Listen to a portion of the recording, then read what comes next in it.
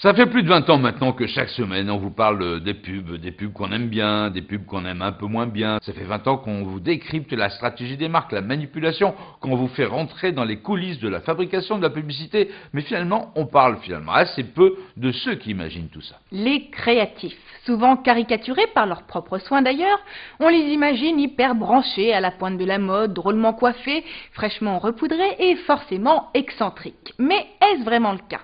François Saltiel vous emmène sur les talons de 2 d'entre eux le temps d'une journée dans une agence de pub.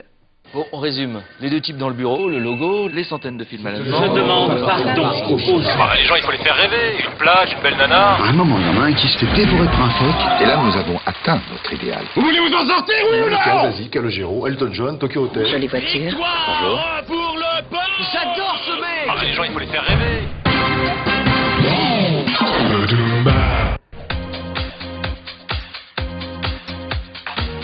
Pour nous autres simples consommateurs, le monde de la pub est une machine à fantasmes.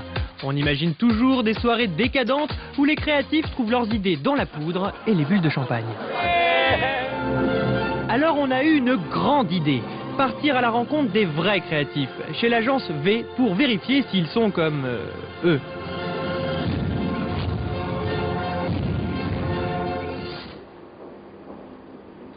Eh bien en fait, pas trop. Sujet délicat quand on vient de faire Atmos. Parce que c'est pas la voiture la plus économique en CO2. C'est sûr. On découvre 2 êtres plutôt studieux. Bien loin du cliché des créatifs branchés et survoltés. Et pourtant, ces joyeux lurons nous ont pondu quelques petites merveilles. À commencer par Mikado. C'est sur cette campagne que Pierre et Romain se sont rencontrés. Premier spot et premier succès. Quelques copies plus tard, notre binôme va véritablement connaître la gloire avec La marche de l'empereur. Oui, c'est grandiose. Ça se passe en Antarctique. Ah bon? T'as des centaines d'empereurs qui marchent sur la banquise pendant des jours et des jours. Parfois, ils glissent sur le ventre pour aller plus vite. Tu vois? Ce film a été multi-récompensé à travers le monde, et ça a changé quoi pour Pierre et Romain? Le téléphone sonne. Voilà. Ouais, c'est déjà ça.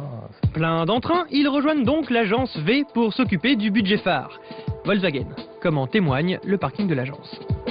Pour le compte de ce constructeur, ils ont créé Atmos, un village imaginaire qui lutte contre l'émission de CO2. Nous avons renoncé aux énergies fossiles, refusé tout produit manufacturé, banni tout ce qui venait de l'extérieur à cause du transport et même cessé de faire du feu. Un contre-pied gonflé à la morale écolo. 0 CO2 rejeté.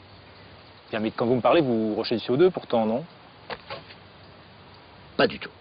Mais avant que ce babacool extrémiste ne voie le jour, nos publicitaires se sont vus refuser plusieurs scripts, dont celui-ci. Un script où on décrivait de façon très grandiloquente un monde idéal, imaginer un monde idéal. Enfin, chaque source potentielle de CO2 était coiffée d'un ballon qui se gonflait, y compris les vaches et les animaux qui avaient...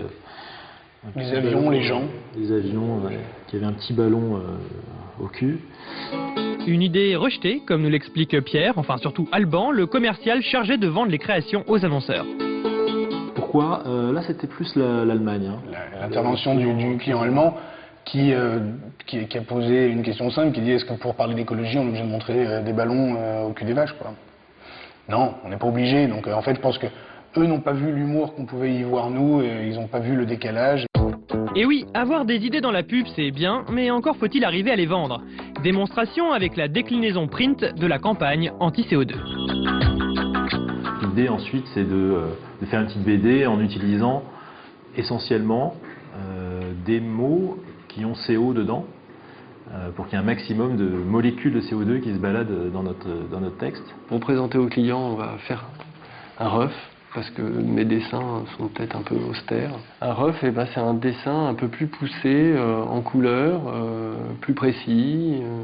Et au final, il y a une photo. Il y a une photo pour la partie centrale, pour le packshot, à la demande du client. Ça casse un petit peu l'esprit de la BD, et il pensait que c'était plus vendeur de l'avoir en photo qu'en illustration. Je pense pas que ce soit le fait de mettre une photo qui fait qu'on achète une voiture. Pour pas mal de créatifs, c'est aussi un métier de frustration, hein, forcément.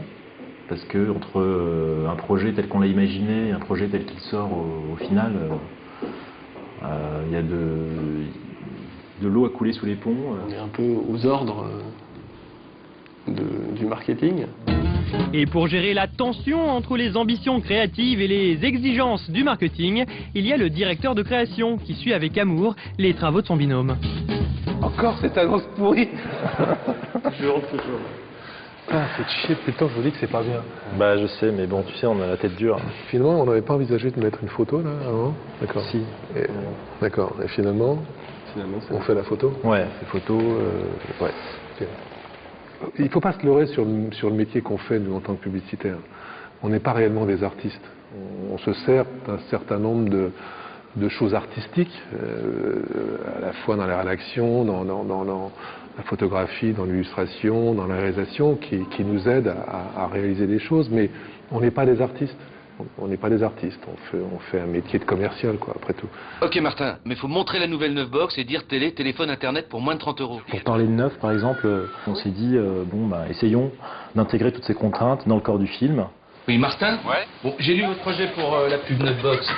Ouais. C'est quoi cette histoire de cheval? Finalement, c'est ça le secret d'un bon créatif, se jouer des contraintes imposées par l'annonceur. Oui, mais le sujet c'est les appels illimités en France et dans plus de 30 pays. Bon, si c'est que ça, on lui colle un téléphone. Quitte à entretenir les clichés sur les publicitaires. Sinon, je vous rajoute de l'humour. Les gens aiment bien l'humour. Allez, Martin, cette pub doit dire que tout est dans la Neufbox, plus les appels illimités pour moins de 30 €. Bah, c'est écrit. On dit même d'appeler le 1099. Et on doit montrer une blonde pour ça? Vous préférez les brunes?